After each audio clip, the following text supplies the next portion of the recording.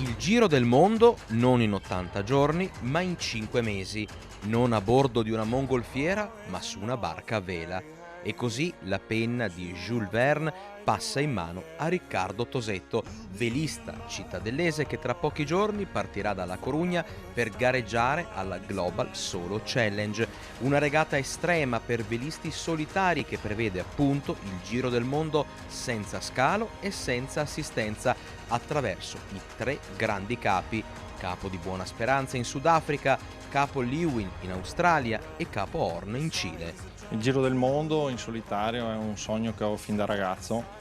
e 2 anni fa, quando è uscito il bando della Global Solo Challenge, ho deciso di iscrivermi a questa regata. È un impegno decisamente importante, bisogna curare ogni tipo di aspetto,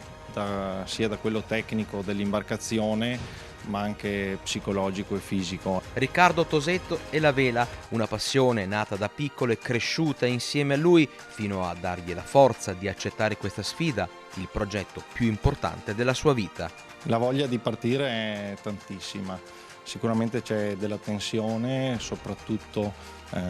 bisogna essere sicuri di aver preparato tutto al meglio. Mi alimenterò principalmente con cibi criodisidratati.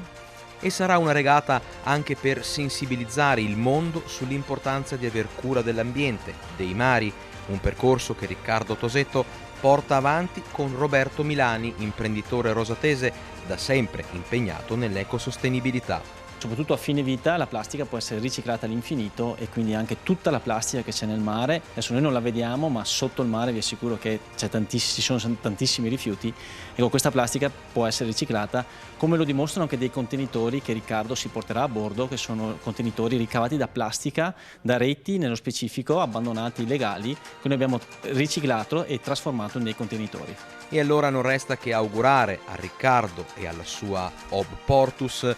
buon vento a soffiare forte fin da oggi e la speranza che lui e il suo messaggio ambientalista vadano lontano.